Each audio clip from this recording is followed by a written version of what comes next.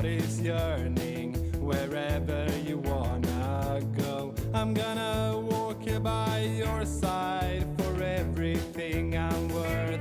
And if the journey makes you stumble or the road is far too long, then backwards we will wander. I will never turn around, 'cause I know everything you said, everything you've done, whatever you want, whatever you need, rely on me.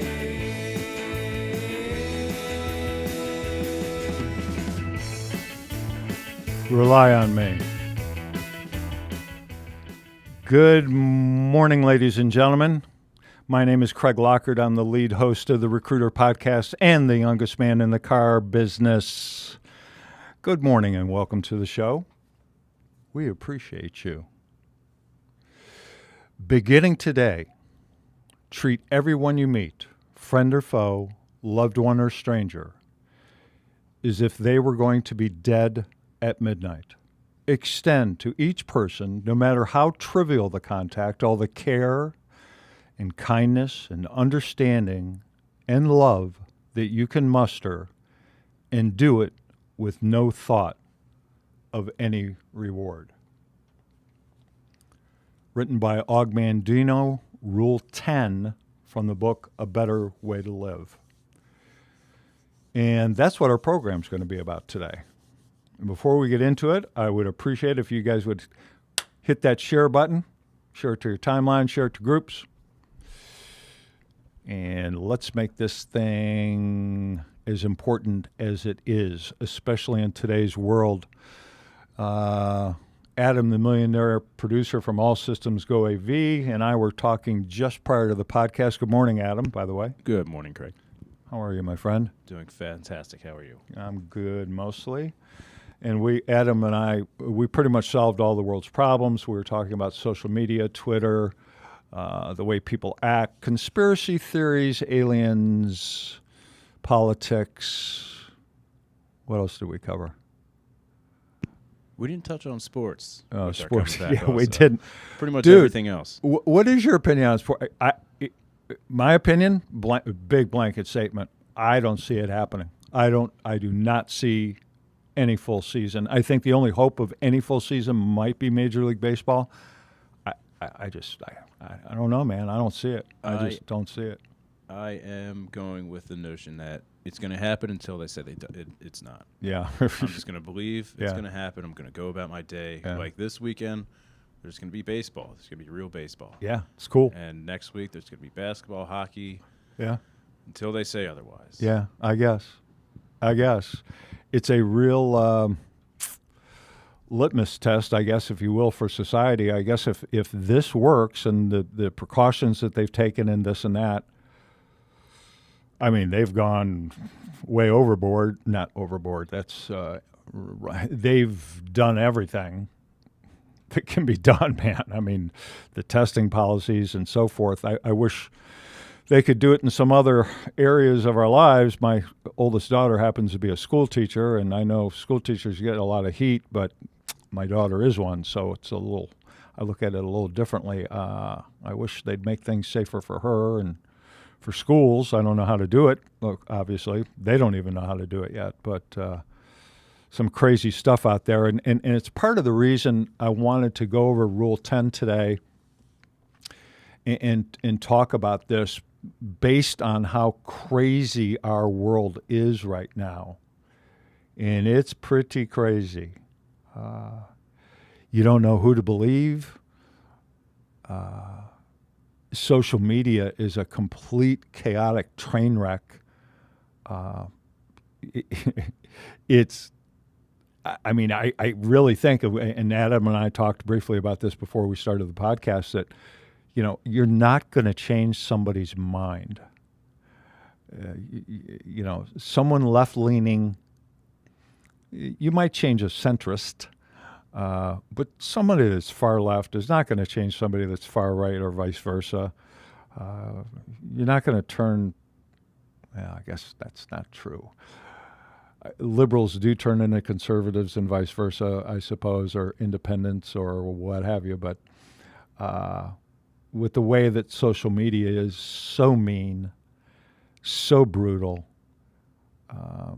so out of hand, it's horrible. I said something on my Facebook timeline the other day. Facebook has become nothing other than a long form Twitter.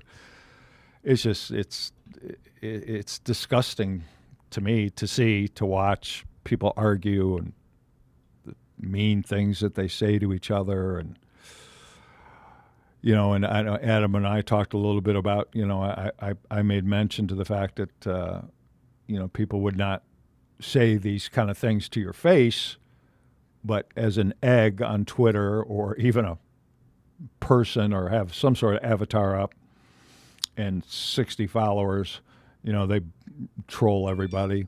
You're not going to change someone's opinion based on that. And then Adam brought up, I think, some interesting points of view with different generations. My generation, we didn't have the internet, obviously, even though I am the youngest man in the car business. We didn't have the internet back when I was growing up. Adam's kind of in the middle of it. Now, people younger than him, that's all they know. And it's interesting, I think, the way that everyone responds to each other is just mean-spirited, doxing, and just bad stuff. So in my mind, to stay sane, I thought today'd be a good day to discuss this topic of rule number 10, what is called dead at midnight. And I want to go over this specifically, and the reason I have my phone out, because this quote's been put out a bunch of different ways. But let me read it to you again, and I want to break it down just a little bit, and then I'm going to tell some personal stories about it and how it can relate to the automobile industry, to your lives, and it's pretty far-reaching to social media, what have you. But it starts off beginning today, and it's like in most things, we as human beings get to, what, that sounds like a really good idea. That's something that I should do. And you guys have probably, if you've known me over the years, I go through the old Tony Robbins saying, you should do this, you should do that, I should do this, I should do that. And you find yourself in a big pile of should. So the way that this Rule 10 starts out, I think, is very important. It says beginning when? Today. Like right now. Like today. Not tomorrow. Beginning today. Treat everyone you meet, friend or foe. Friend or foe. And if we just zero on social media, we can take that for a minute. Friend or foe. And again, Adam and I were talking prior to the podcast. Based on algorithms, my Twitter is basically filled with like-minded, right-leaning conservatives for the most part. And so I do my fair share of retweeting that propaganda.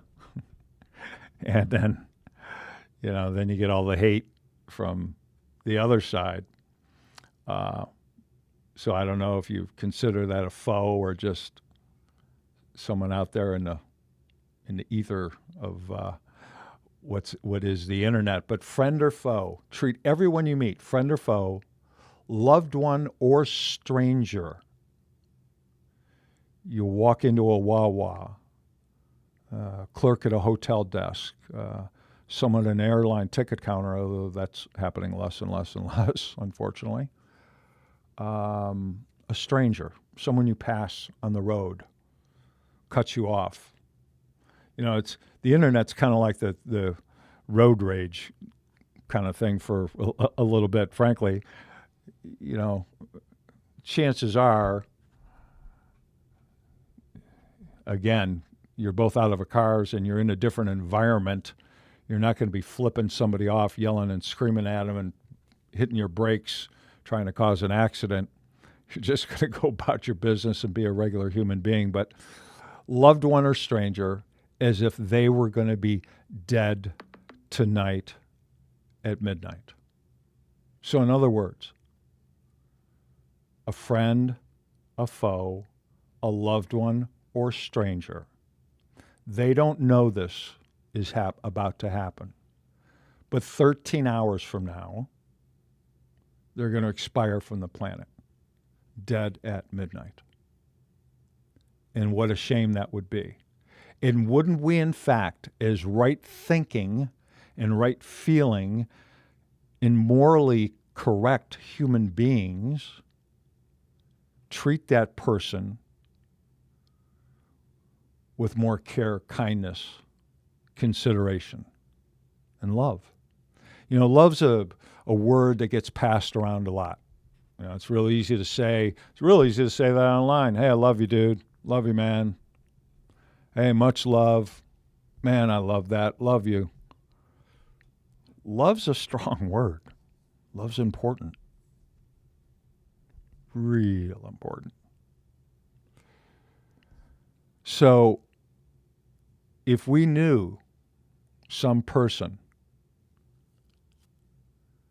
that crazy person online, the crazy person that flips you off on the highway, the person that's not exactly real professional at the hotel check-in, at the Wawa, at the convenience store, at the grocery store, on and on and on and on and on, whatever. What's going on in their life? What's happening with them? Why are they the way that they are? What's going on in their life? Did they just find out their husband, their wife, their boyfriend, girlfriend, whomever, significant other person in their life, just found out they're cheating on them? The kids are on drugs. The kids just stole something. They're flunking out of school. On and on and on. They're having financial difficulties or worse.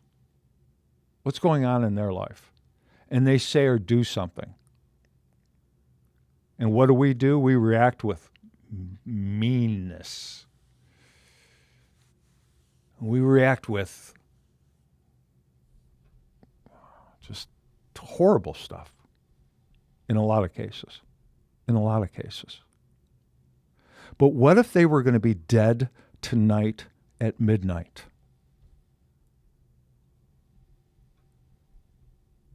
If you're a mentally healthy, emotionally, spiritually healthy human being, I'd like to think, that most of us, I'd like to think all of us, but most of us would treat that person with more care, kindness, consideration, and actual love. Now, the quote doesn't stop there, because that's just the golden rule, makes sense. Treat others as you'd like to be treated. But the end of it changes everything, in my opinion. Expecting nothing in return, no reward. You're not treating another human being in this manner as though they were going to be dead tonight at midnight to get something back. I've made that mistake. I'll tell you a story about it in a bit, but I've made that mistake. The key to this whole rule, and I'll explain to you where it came from here in a minute. The key to this rule is expecting nothing in return. We're not trying to manipulate someone based on treatment. This isn't a closing technique to be used at the dealership to make a car deal. This is, like the book title says, a better way to live. So the author of this book is Og, O-G, Mandino, M-A-N-D-I-N-O. I think Mr. Mandino passed away in, 97, I believe. A Better Way to Live, I believe, was originally published in 1990, a couple years before I got sober. And this book is his autobiography. Again, Adam and I I got here a little early, so we were chit-chatting about a number of things, and I was telling him a little about Og Mandino. Augustine was his actual name. Somehow it turned into Og. Not sure how that happened. But he had come to a point in his life where his family had left. He was a drunk. And we've heard, it's so weird, or at least I find it's weird. There's so many amazing success stories of human beings overcoming adversity and turning their lives around and becoming famous, successful, people full of joy, whatever that might be, whether it be financially or love of family, whatever you consider joy and success. But it's interesting to me that all these stories, not all these stories, a lot of these stories come out of really dire circumstances. So as the story goes, as Og tells his story, he finds himself drunk, just giving it all up, done with life. It's raining, happens to be in the land in Cleveland, my original hometown. Happens to be in Cleveland, Ohio. Raining, drunk, leaning up against a wall on a street outside of a pawn shop. Turns around, looks in the window, sees a pistol. I believe how the story goes, he has $32 in his pocket, enough to buy the gun and a couple of bullets. Loads the bullet in the gun.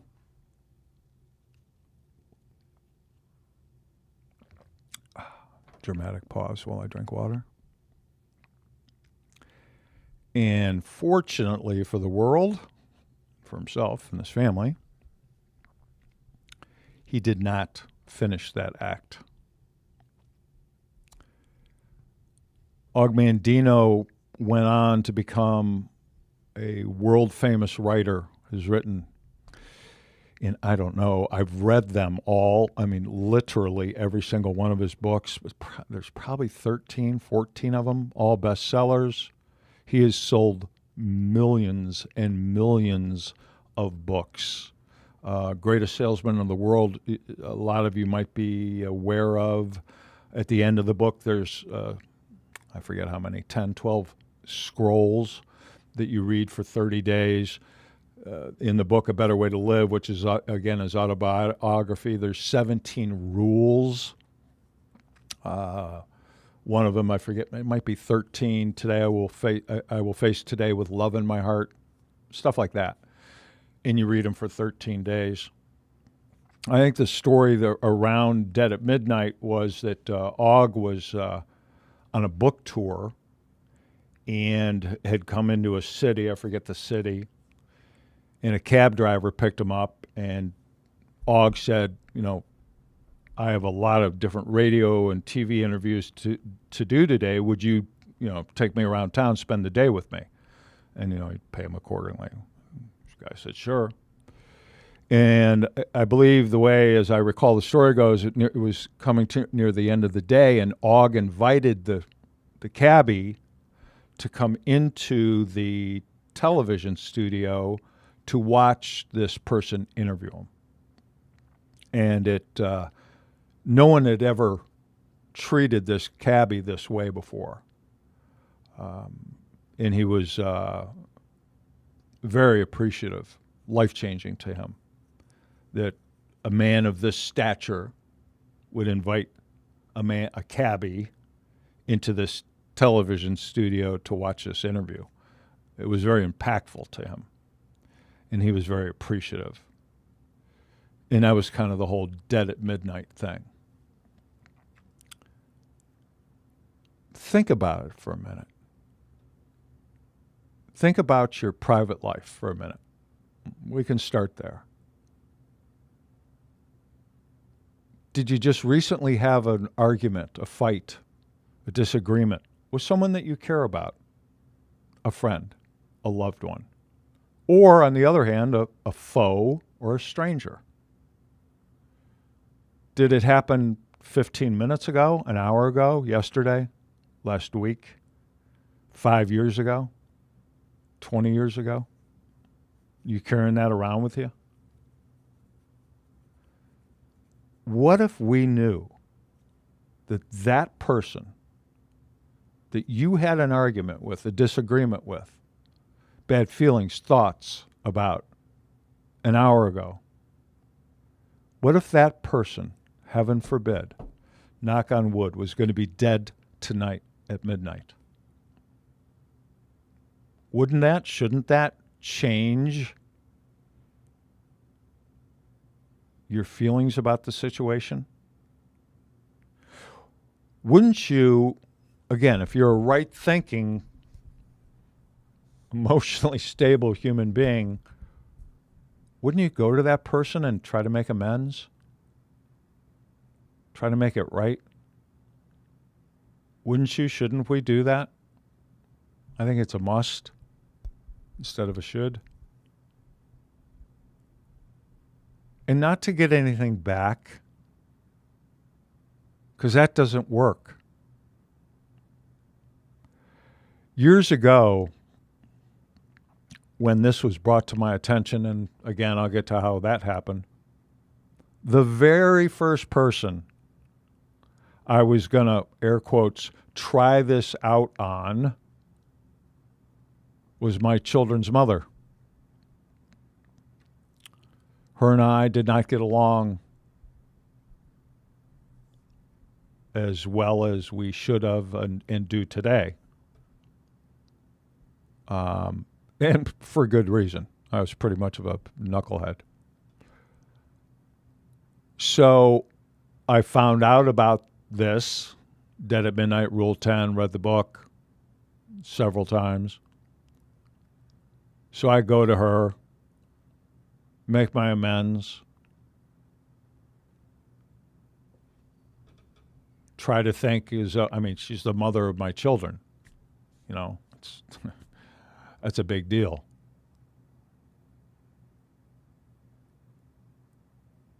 And to try to get my head around, God forbid, something happened to her and she was dead tonight at midnight, it'd be a great loss to me, my children. Huge, monumental. Where I screwed up was, I thought, well, what an awesome person you are, Craig. Because truth be known, I wasn't 100% wrong. She had her fair share in it. So, but I'm reaching out. I'm the one that's treating her now as though she's going to be dead tonight at midnight. What's in it for me? She hasn't changed. She's still nasty and mean to me. What's up with that? Come on, there's got to be some sort of payback. It was like that part of the quote or the rule didn't even exist in my mind. It was phony. It was bullshit. I wanted something. I wanted either her forgiveness, I wanted her attitude to change, or whatever. I wanted something. But the thought, what it says is this: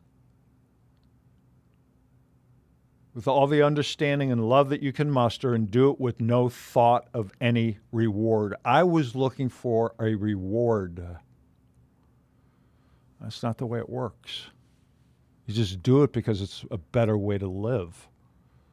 Hence the name of the book. A Better Way to Live. See, when I first got sober, I had the opportunity to be able to go to a place that was open basically nonstop. And I don't know, it was so many, I lost track. I was a pretty sick puppy. So I don't know. In the first 90 days, I'm going to say conservatively, I went to 150 150, maybe 175 meetings, maybe more. Could have been 200. It was a lot. There were some times I was there three times a day for like 4 hours at a time, 5 hours, hanging out. It was funny. It's a little bit off of topic here a little bit, but the first time I showed up there, I'd come from work and, I'm all suited up, and this guy meets me outside. The guy had, I'm not going to name names because it's anonymous. However, he's probably passed by now, I'm guessing, but he had 2 fingers. And I'm all suited up, and he grabs me and says, "Hey there, hotshot." He said, "John Barleycorn's out here doing push-ups, just waiting for you to screw up and kick your ass." It's like, John Barleycorn. It's like, who's that? It's like I didn't understand the relevance to alcohol. That's what it was called, John Barleycorn. So, and he would say that to me every single meeting that I would come to. And then I'd walk into this meeting, and it was all, I'm suited up, and everyone else is not, basically. And, hey, hotshot, you're going to be making coffee tonight. And you're going to be cleaning up ashtrays at the end of the meeting, and you're going to fold up the chairs and put them away. It was like, who are you talking to? I ain't doing that. Well, then you're in the wrong place, dude. You don't want to get sober, so, hit it. Leave the chair open for someone that's serious about this. So finally I started getting it and understanding. And I'm probably 6 months in, maybe, and a crap load of meetings. I was healthier. I looked better, felt better. Tends to happen when you stop putting tons of alcohol in your system and eating normal food and so forth. The only trouble was I was still an asshole to a certain extent. I was better, but I wasn't a fully formed human as yet. So in AA, you have what's called sponsors. People that have gone before you, so to speak, and have some sobriety under the belt and can kind of help you with that. And hey, Demetrius. Hello, Rob. Good to see you. And so I had been in AA before, and I had bouts with I had some sobriety behind me. I'd literally be sober for 11 months. I can remember being sober for 11 months, going to meetings, having a sponsor, go away on a business trip, get just blasted, blackout drunk. I was a blackout drinker, drunk for 4 days, come back, feel like a total piece of garbage, and then get sober again for another 3, 4, 5, 6 months. And I lived like that for a while, and it was brutal because if you're an alcoholic, what you want to do is you want to drink. You don't want to count drinks. You don't want to. You just want to drink. But I had gone through some sponsors, and I would pick. I had enough sense to pick the oldest guy in the room that had had the most sobriety. I mean, my first couple of sponsors were actually like from the original King Group in Akron, Ohio, where AA basically started. Not basically started, that's where it did start. And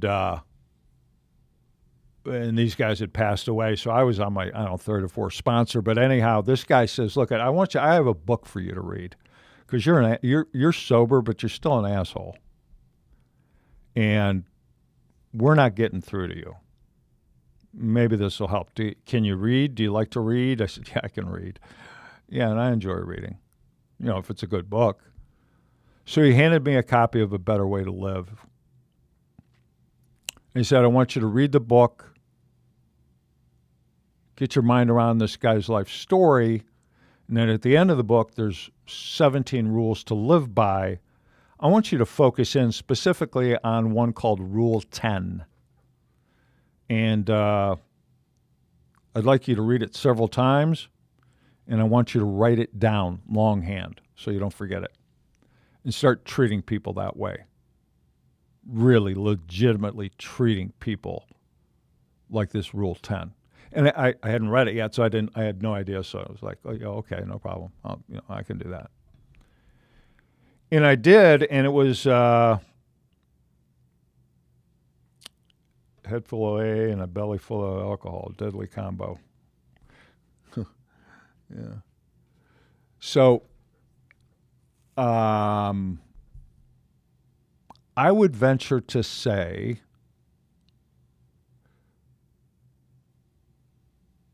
without being dramatic or too dramatic, that my sponsor giving me that book, and in AA, there's not a lot of suggestions that go on. It's pretty much do this.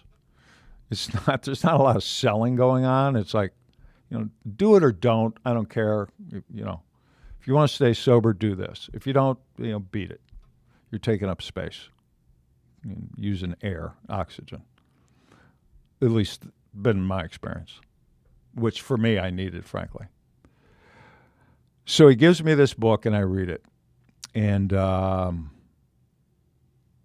with the exception of the slip with my ex-wife, my first wife, and expecting something back in return, it was monumental, life-changing to me. Life-changing. So I started thinking about my children. God forbid, what if? Friends, enemies, people I had wronged that I needed to make amends to, which are not the easiest things in the world to do. If any of you out there understand that deal, it's not fun. And so I can say that reading that book, A Better Way to Live by Og Mandino, and concentrating on Rule 10, Dead at Midnight, literally changed and probably saved my life. There were a lot of other factors, because there's no question in my mind the route that I was going, I would have, in fact, without any question in my mind, killed myself or someone else along the way, had I kept going in the same path. There is zero doubt. Zero doubt. And this book helped me. So to go back to the beginning of Rule 10, beginning today, I would suggest you go out and buy that book. Get it online. You probably find it for $4, $5, $6, whatever. It doesn't matter. Just buy it. Buy a hardcover if you can find one. I've bought so many of these and given them away. I'm not sure I have a copy at home. Oh, no, I have a hard copy at home. That's right. Kind of an interesting side story. Years ago, it's probably,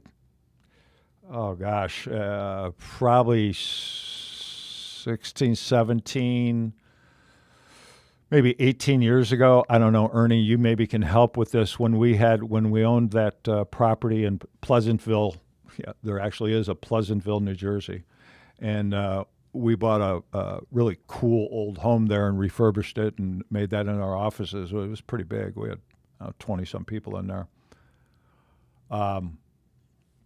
But I'm sitting in my office there one day, and I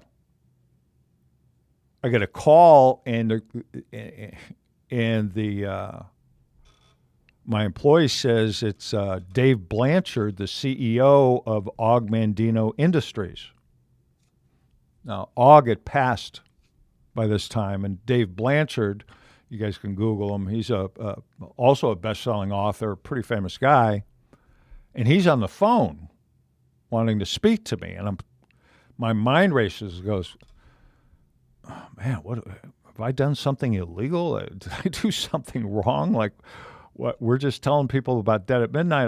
What did I do? So I get on the phone. I'm a nervous wreck for it. Ends up no reason, obviously. Yeah, hi, Mr. Blanchard. Yeah, it's Craig Locker, president of AutoMax. So how can I help you? He goes, well, I wanted to talk to you. He said, evidently, he said, you run some sort of automotive recruiting company, and we've had an actual uptick in book sales of A Better Way to Live, and there's been a lot of chatter about rule number 10. I said, seriously? He said, yeah. He said, so I wanted to kind of get, what are you doing? In a nice way. What are you guys all about? What are you doing? We appreciate the extra book sales and so forth, because, you got to think about it. We're, during any given week, touching the lives of 200-300 people, and all our recruiter trainers are singing out of the same songbook, and they're telling these potential new hires, salespeople, BDC people, whoever, Dead at Midnight, Rule 10, go by the book, Better Way to Live. And so it was kind of funny. It was like, you guys calling me to thank me for the additional book sales and to find out like what we were doing, and he found that pretty interesting, and I thought that was it was pretty cool phone call.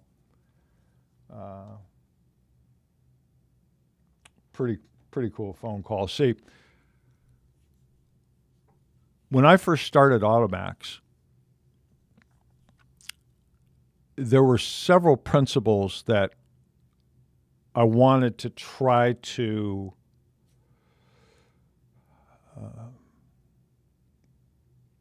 have be the biggest part of the company.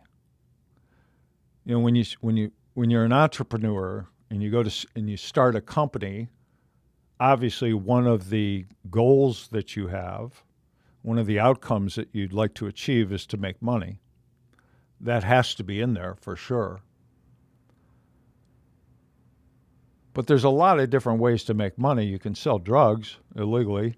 You can do a lot of different things to make money. You can lie, cheat, and steal. You can work a lot of hours at a factory or what have you. You can sell door to door. You can get into multi-level marketing. There's a million ways to make money. But I think one of the things that a startup, an entrepreneur needs to consider is, what is the basis of your business? You can call them core competencies, mission statements, what have you, principles of what's your company really going to be about. Ours have literally never changed. The first one actually was positively affecting people's lives. Now, you hear that a lot. It's all over the internet. It's all over Facebook. Positively affecting people's lives, positively affecting people's lives, positively affecting people's lives. Well, and I would hope that some people actually do that. That's true, they're actually positively affecting people's lives. I know for a fact that we're doing it weekly in automotive dealerships, mostly automotive, in cities and states all over the U.S. and Canada. Literally, because it's one of the first things we talk about. So positively affecting people's lives was one of our buzzwords, core competencies, however you want to put it. The other one was don't judge a book by its cover. Last week's show, that's what that was about. don't judge a book by its cover. Very important. Very important. And in dealing with the thousands or tens of thousands of resumes and people that we deal with each and every year, it's important that we do what we can not to judge a book by its cover, by its resume, by its name. That we take the best people for the positions that we're retained to recruit for, and don't judge that book by its cover. These people, and if you guys follow my timeline, you see quite a group of people day after day after day. When you've placed nearly 200,000 women and men in car dealerships over the last 23 years, that's a lot of people. But it takes millions, literally, to get to that 200,000. And not all those people and all those wonderful photographs that the recruiter trainers take. Hey, Anthony, yeah, go train them up, man. Train them up. You're doing a great job, dude. Thank you for everything you do. Not everybody. You could look at those pictures and you could do some judging. Like, man, that guy's going to be a car salesman. That girl's going to sell cars. That woman's going to sell automobile. Yeah. And every single store that we're in, and I'm telling you, no, someone's going to say, well, no, not in our store. He's number 2. Most every single dealership that we're in, and this has been true for 23 years, since I first started this thing, an AutoMax new hire recruit, properly trained, is going to be number 1, 2, or 3 on that board every single time in every single dealership. And I know why. And it's not because of our superstar training curriculum. It's just not. Our trainers are really good. And they know what they're talking about. But the reason that I can say what I just said, and that's a pretty bold statement, is because we talk about these new hires about positively affecting people's lives. Do not judge a book by its cover. And Rule 10, beginning today, treat every person that you come in contact with, friend or foe, loved one or stranger, as though they're going to be dead tonight at midnight. And extend to that person all the kindness, consideration, love that you can muster, and doing it all, not expecting anything in return, no reward. Your life will never be the same. It's in my opinion that when you put that into a person's mind, especially someone that's never sold cars before, because they have this preconceived notion based on sitcom television, real-world bad experiences, what have you, that car salesmen are in such a way. It's probably not true overall. Overall, not true. So when we put these new hires, green peas, if you will, through that state change of treating people as though they're going to be dead tonight at midnight, they in fact treat customers differently. Now, it gets tricky because it is such a powerful rule that you can end up using it as a close. Well, I'll just pull out my old dead at midnight close. Man, don't do that. That's not what this is about. This is about a better way to live. So it's tricky. You got to be careful with that, legitimately. The other couple principles that we started our company with were as follows. If we do what we do better than anyone else does it, someone will find a way to pay us to do it. Let me repeat that. If we do what we do better than anyone else does it, someone will find a way to pay us to do it. And in my opinion, that goes along with don't judge a book by its cover, positively affect lives, and Rule 10, dead at midnight. If we do what we do better than anybody, we'll get paid. Someone will find a way to pay us to do it. And the last one that came along a little bit later was don't touch dishonest dollars. If that money don't belong to you, and if you get it the wrong way, you don't deserve it, don't take it, don't put it in your pocket. It's been pretty crazy here lately with a lot of car dealerships still having people work from home. Some of the accounting has gotten a little messed up, and we keep getting double paid on recruiting campaigns, and we have to keep sending money back, because we're not going to keep their money. That's dishonest dollars.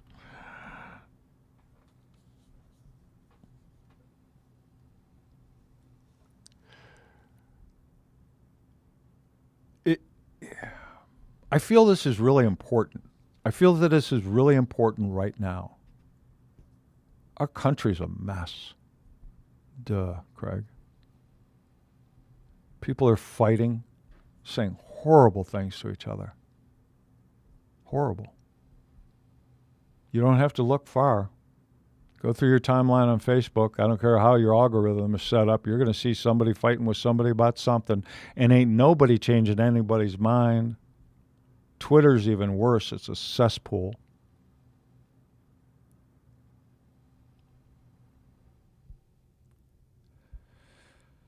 So this old guy's walking along the beach one day, and it's a hot summer day, and he sees this little boy near the shore, and this little boy's bending down and picking up starfish. He's taking a starfish and throwing it into the water. The man watches him for a bit, walks over to him and says, "Hey, kid, what are you doing?" He says, "I'm taking these starfish that are on the beach here and throwing them back into the water because the afternoon sun and heat will kill them if I don't."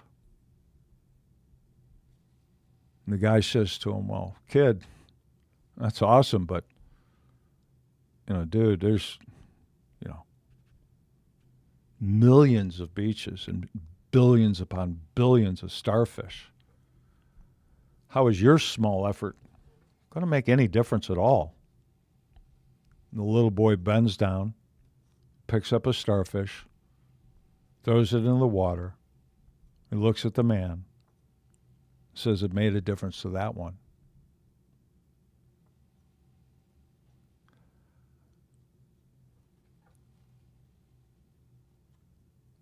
Beginning today, find that person that maybe you didn't speak to as well as you should have. Change that. You don't know what's going on in their lives, man. There could be something bad. There could be something a little bit just goofy going on. Help them out. Dead at midnight. Extend to them all the consideration, kindness, dignity, love that you can muster, expecting nothing in return. Your life will never be the same again. Now, trust me on this, and the people that know me well, I am far from perfect with this. But I know the concept. I know the power of the action and the thought and the meaning. And it's powerful. it will change your life. It'll change the life of the person that you're interacting with. I've never seen it change it for the worse, for sure. Now, I slip up all the time. All the time. And I'll tell you, the reason I think I screw up from time to time is because I don't think that this is something that you can just read once or twice or 10 times, or even read it, what is it, 26 times and it becomes a habit or whatever, 26 days. I don't think you can even do that. I think this is something that if I read every day, my life would be exponentially better and I could help way more people. So that's what I've written down to do. I start pretty soon with a doctor friend of ours in some, my oldest son, Joe, the director of operations for AutoMax recruiting and training, and the CEO of MaxSafe Consulting, has been with Dr. Eugene Chow here for a couple months.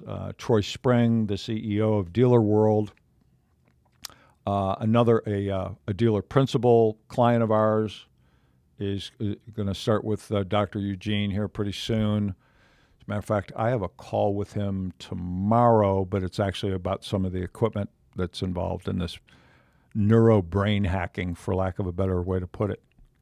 It's kind of like, I look at it as like kind of like Elon Musk Neuralink without implanting anything into your head. This guy's not a life coach. He's not a psychologist. Dr. Eugene is the real deal. If you guys would like information about him, let me know and we'll get some out to you. He ain't cheap, but it's worth it. So you gotta,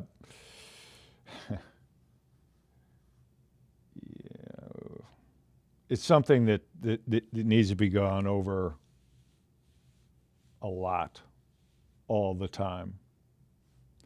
There was several years ago, gosh, it was probably late 90s maybe. We at the time had, AutoMax was made up of several companies. We did full-on fixed operations service advisor training along with recruiting, but we did training as well, and we did some management training, and the person that handled the management training was a former Mitsubishi dealer from the UK that had come to the U.S. And Michael Reese is his name, actually worked with Jim Ziegler at a dealership somewhere in Georgia.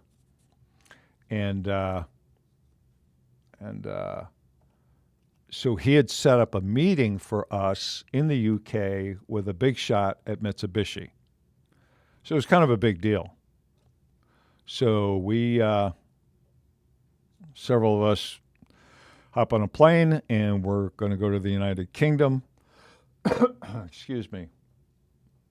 To a town called, they lived in a town called Stoke-on-Trent. And pretty interesting place. And when we got there was a little chaos going on. It was pretty interesting. His nephew, Michael Reese's nephew, who was a partner of mine at the time, was having trouble with one of his teachers at school. And Michael was he was fully bought into Dead at Midnight. Fully bought in when I originally trained him. Because let me back up a little bit. Any trainer that comes aboard with AutoMax, it's a must. This isn't multiple choice or if you get around to it. It's a must. You must read the book. You must purchase the book, read the book, and must study Rule 10. and at least be able to intellectually accept the possibility that this could be true and life-changing. That's a must. And Michael bought in lock, stock, and barrel to this. So evidently his nephew, probably 12, maybe 13, something like that, was having trouble with one of his teachers at school, like bad, like they were butting heads. And when you're a student butting heads with a teacher, as a student, you're going to lose probably 99% of the time. So Michael sat down with him and explained, read to him, had him read, and then they discussed what Rule 10 actually meant. And this was happening while we were there I think we were in Birmingham at the time, but I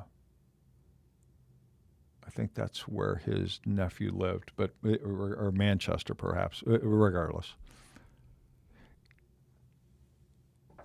And I could actually see firsthand the next day his nephew, with this new mindset, went to school, interacted with his teacher,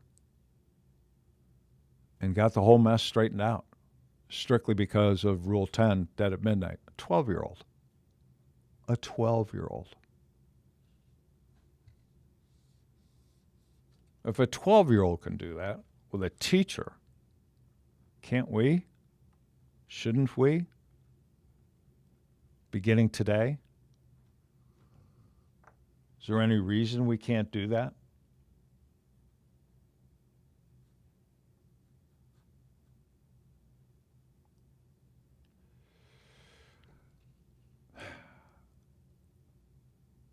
The opportunities, if you think about two things. You look around on the internet. You look around on Facebook. This is very prevalent in groups, and it sickens me, frankly. In some groups, admins take care of it. Some just let it go. But I see time after time after time after time after time salespeople, quote, end quote,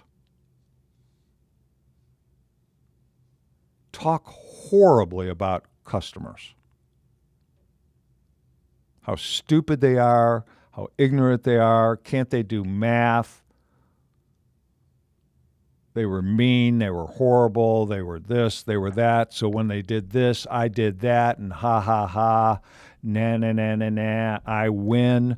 I made you look like an asshole, and so I win. And they post that stuff. Words to that effect. I can remember doing that.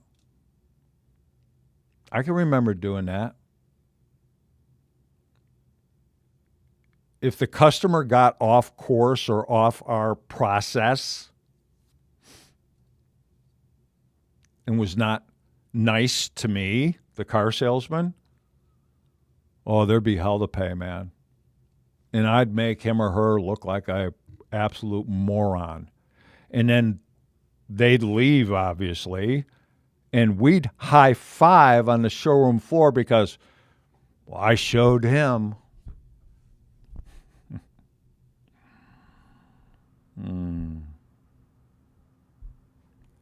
I showed him. Yeah, I showed him I was a dope. That's what I showed him. So today, what do we got? We have very few people, and I don't know, I don't believe, I'm having a hard time believing anybody about anything anymore, frankly. That's my own thing I'm working on, but like, no kidding. But there's very few people just walking into a car dealership. The days of, hey, let's take a Saturday and go visit 6 car dealerships are kind of gone. Some people still do it.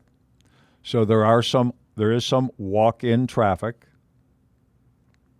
What led them to walk into your dealership could have been months of research, or they just could have they know you're a Nissan dealership and you're on this street, and they're kind of looking at Nissans, Toyotas, and Hondas, and Chevrolets, or whatever, Kias, whatever the case might be.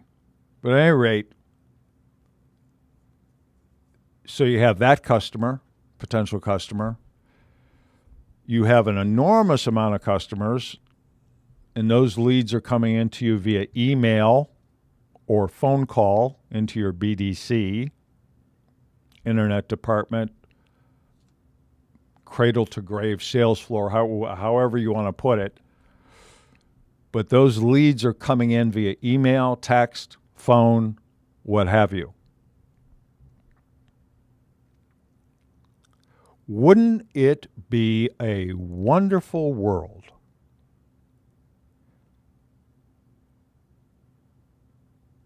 where that lead opportunity, whatever you want to call it, people get pissed off about the word lead, sorry, but whatever. You want to call it an opportunity, call it an opportunity. I don't, so whatever. I'm going to call it a lead. That lead comes into your dealership, and you have two potentials. You have a BDC rep, salesperson, whatever we're calling them these days, and it's morphing. Things are changing very fast. This pandemic, the Chinese virus, has changed the automobile industry, and right now, at least, in my opinion, probably over the long haul for the better. A lot of dealers have had to scramble. But man, what an industry that we can do the stuff that we can do as quickly as we can do it and pivot and make stuff happen is kind of mind-blowing to me. So you have these two opportunities. You've got a person at your dealership that you've made it important that he or she go buy A Better Way to Live, read the book, focus on, write it down longhand, memorize it, read it every day, put it on their computer screen beginning today, treat every person, friend or foe, loved one or stranger, as though they're going to be dead tonight at midnight. You put that on their computer screen. That email comes in, that lead, that phone call comes in, a text message comes in, what have you, chat. Or you have a person that has been trained on a process and has a word as a word script to follow, knows how to use a CRM, has a process, but doesn't have that information. And I've seen plenty of these things in groups and so forth on Facebook where it's like, I got this lead, look at this one. And they're copy and pasting email or text messages of what a jerk this customer was.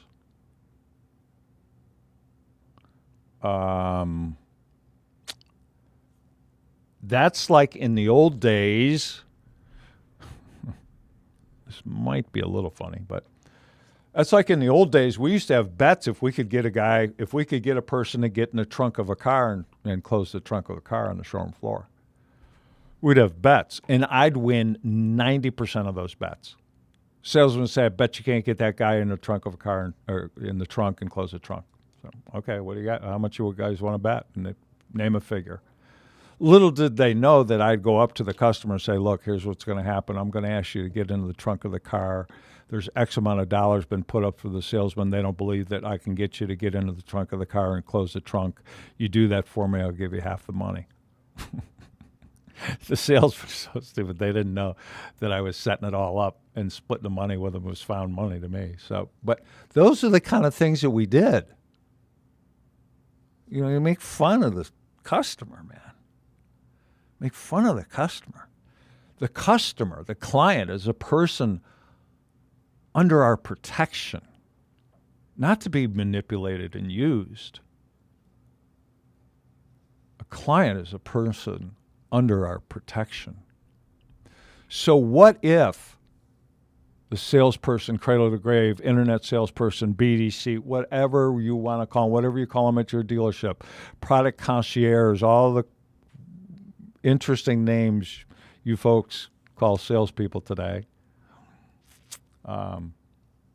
If you're recruiting them, call them salespeople or sales consultants, sales representatives, rather. Representative. Don't use all that fancy lingo in your ad. People are not searching that. It's all about search. That's a whole nother episode, but it's all about search. How are people going to search? They're not searching product specialist. They're searching sales representative or sales consultant, just a little. That's a freebie. At any rate, so you got one person that understands dead at midnight, and then you got another person that does not. The person that understands Rule 10, you can bet me that they may or may not make the appointment right then or there, or they do, and you don't know if they're going to show or not. Be better if we went to them rather than get them in. That whole thing, that's another whole thing that drives me crazy. Get them in. How about go to them? How about if we make it easy for people to buy from us instead of having them jump through hoops? How about that? So you got that person that gets that email, and that email says, you know, I want $11 million for my truck, and I want a $4 million discount on yours, and I want 0%, and I don't want a payment for a year and a half, and I want free oil changes for me and my whole family forever, and I want no money down, and I want to be at $250 a month on this $11 million vehicle. And what do we see in groups? Do the math, stupid, or, you know, good luck in your search, and they blow them off. And then they post it. They take a picture of it, and then they post it. Look at this idiot. Well, I told him, though. I told him. You didn't tell him nothing. All you told him was go buy from somebody else because he or she's gonna. They're buyers. They are buyers. Maybe not this second, maybe not tomorrow or next week, maybe not next month, but they're buying something from somebody. And you can be assured of one thing based on your response, because you don't know Rule 10, you don't know dead at midnight. They ain't buying from you, dude. It's not happening. It's just not. So stop posting that crap on Facebook.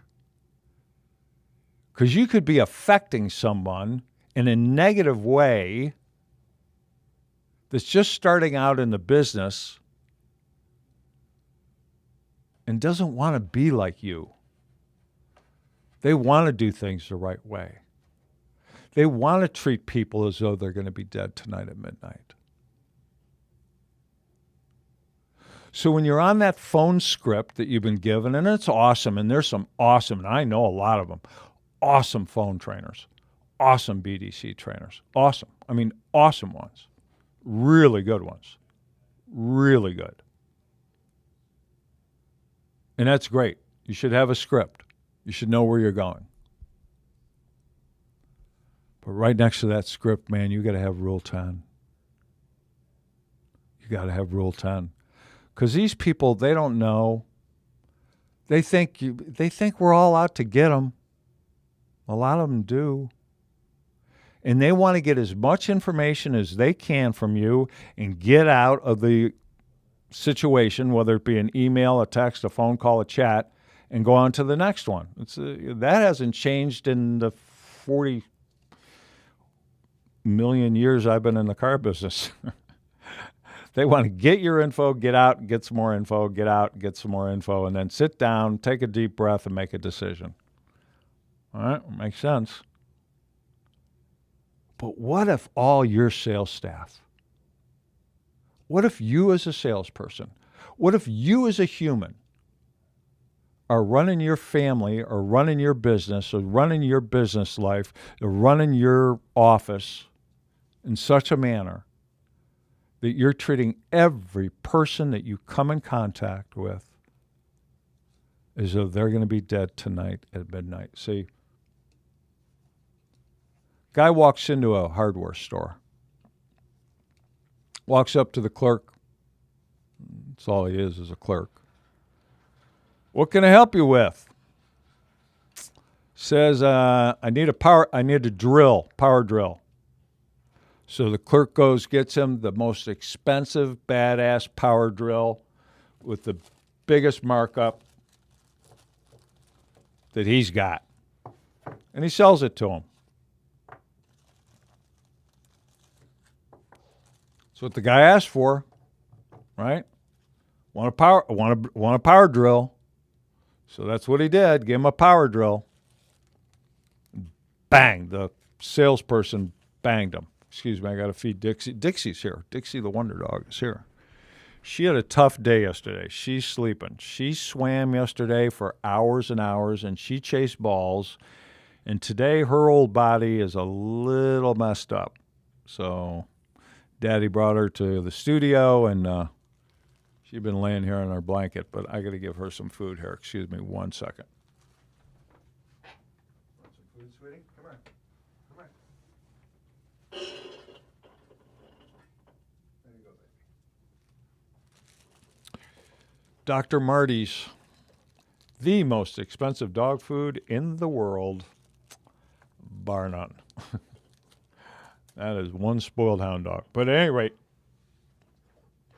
So got same guy walks into a hardware store, walks up to the guy, says, need a power drill. The guy says, what for? Going to do a little needs assessment here. What kind of job you doing? He's interested in the client. Well, I'm putting up some shelves in a closet in my house. Ah. He goes over. You already finished that, you pig? Here you go, special treat. He goes over and picks out a really, really, really good screwdriver.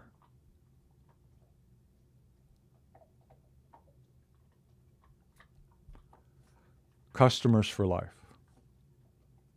He listened. He understand rule number 10. He did what was best for the client, because the client is a person under our protection, not to be manipulated, not to be made fun of, not to be crushed, not to be murdered. Well, I got that guy. I got that one.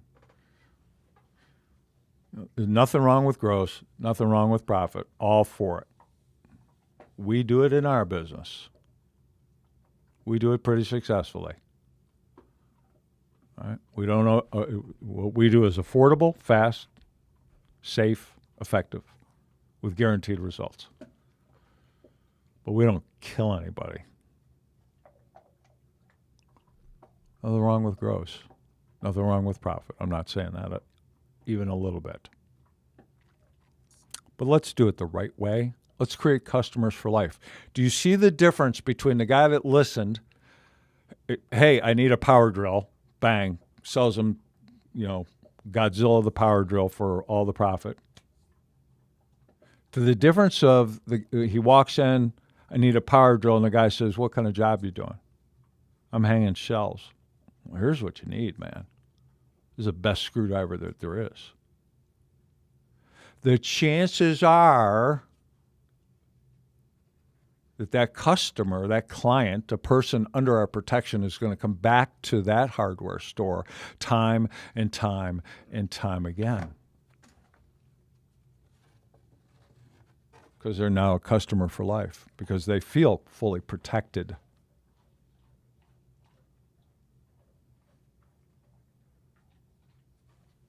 Feel fully protected.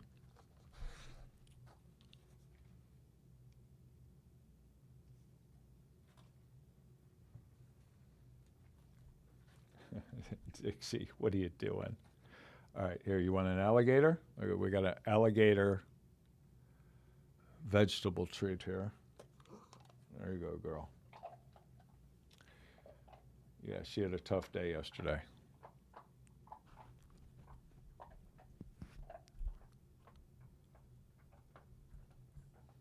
In our businesses, see, the most important, and here's where, and frankly, and it's something that I need work on with my team.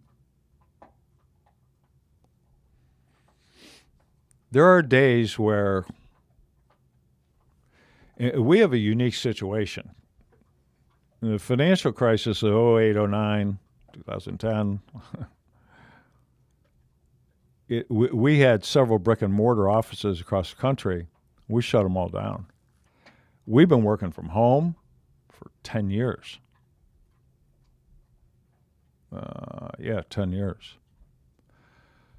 And it's a little bit tricky as a business owner. For those of you that do that, work in that, or have people working for you in that kind of environment or situation, you understand what I'm talking about, but it can get a little tricky, and it can get a little aggravating. And sometimes I get a little aggravated.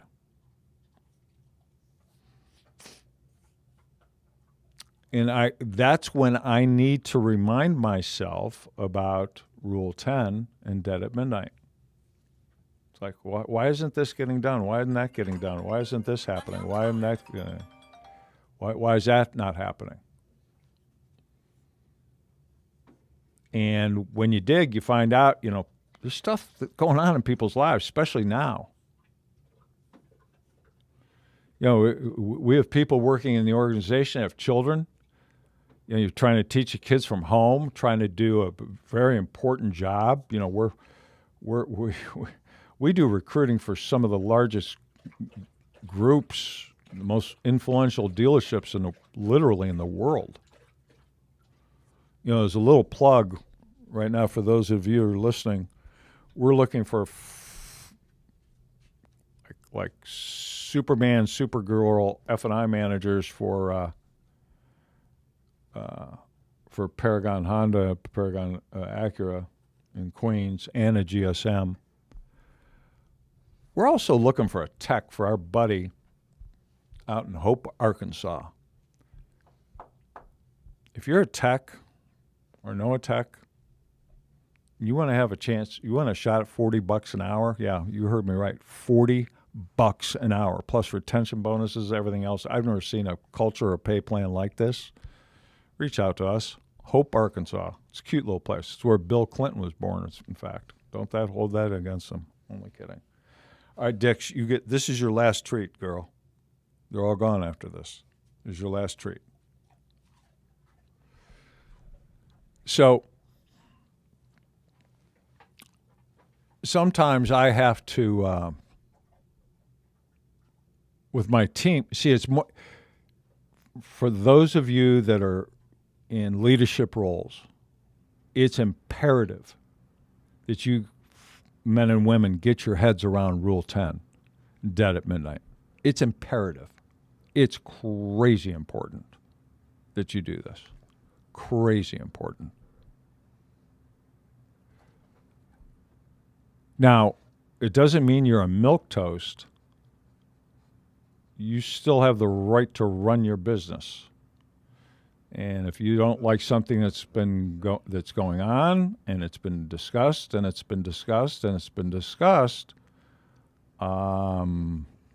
Got to have that conversation too. This isn't, all kumbaya. We have business to run here. So that's it, Dix. They're all gone, honey. See? Look at empty. Shelves are empty. You ate everything. You're done till we get home.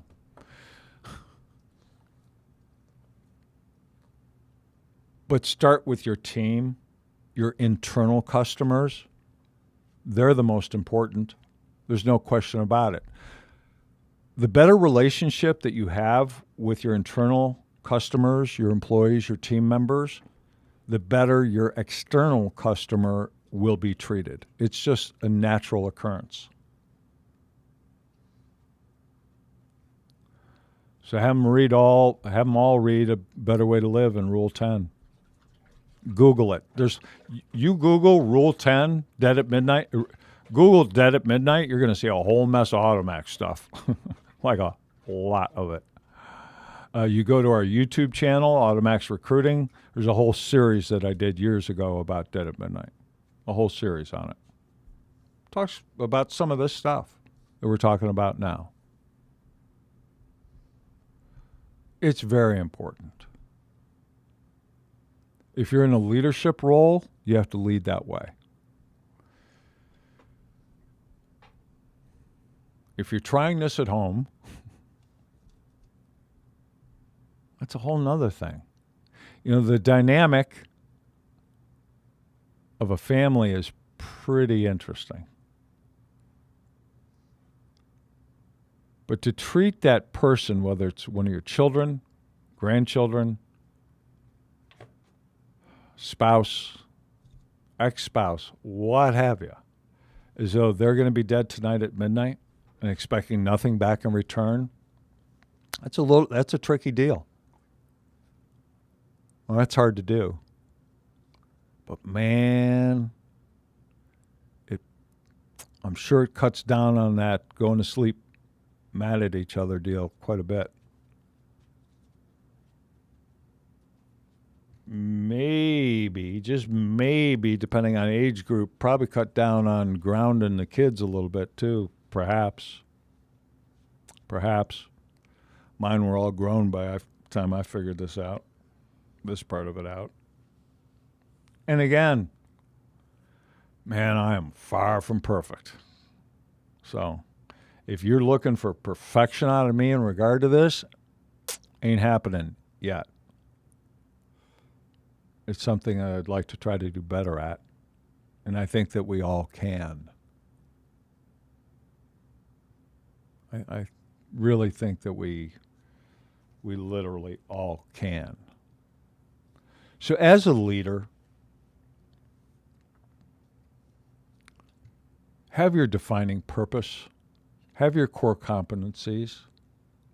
Like I said, ours is positively affecting lives, something that we actually literally, physically really do every single week of the year and have for 23 years to the tune of just probably under 200,000 people. That's a good one. Don't touch dishonest dollars. That's a good one. Do what you do better than anyone else does it. Someone will find a way to pay you to do it. That's a good one. Don't judge a book by its cover. You will be wrong the vast majority of the time. Good or one way or the other. And for sure, beginning today, treat every person that you come in contact with, friend, foe, loved one, or stranger, as though they're going to be dead tonight at midnight. And extend to that person all the care, kindness, consideration, and love that you can muster. I like that word, muster. Expecting no reward in your life will never be the same again. I hope you got something out of today's show. I would hope that you would share it. It's going to get shared to a lot of groups, and a lot of people end up watching this thing over the next week or so, 2 weeks. So you'll see it on the replay, a lot of different places. If you feel that this might help someone, get it to them. Get it to them. If you have any questions about it, write to me. I'm pretty accessible. I'd love to hear from you. And with that, Adam, are you still in the other room? Got that right. Thank you for everything there, dude. Thank you, Craig. You're It's actually, as a quick kind of aside, I was debating whether or not to bring this up, but this kind of what you talked about today had some meaning for me. Just the past week, a friend of mine was killed by a hit and run. He was riding his bike, and we went to his funeral over the weekend. And it's kind of everything you talked about was kind of a thought that I had about, how to approach things different. It was turned out to be kind of an inspiring weekend for me, and how to approach people differently with the thought that, how would I think about them at their funeral? Yeah. Or how would I, even my worst enemy, you tend to not think about the bad parts. You think about the good parts. Mm-hmm. And kind of the way that you put it, and that was in this book, was, I thought a more detailed, better way than what I had. It was kind of what I was looking to say. Wow. So, yeah, it was very, very relatable to things I had going on. Interesting how that happens, huh? It is. So thank you for kind of this subject today. Well, thanks for sharing that story with us, man. That's obviously a horrible, unfortunate situation, but if something can be learned about it and something you can pass on to, this is stuff. How old's your boy? Almost 2. Yeah, it's a little early, but not too much. If I had it to do all over again, man, this would be something I'd be talking about with my kids from the time that they could possibly even come close to understanding what I was telling them. Because it's just a better way to live. And it's good life lessons for children. It'll be very helpful for him in his development and growing up and dealing with all the crap that kids have to deal with. So that's absolutely. Yeah, I'm glad you got something out of it. As always, appreciate your help here. All systems go AV. You guys rock. Thank you, Craig. All right, so everybody, with that, we're going to take you out with a little Jan Magnuson and rely on me, and we love you, and treat everybody as though they're going to be dead tonight at midnight. See how that works out for you. Peace. Because I know everything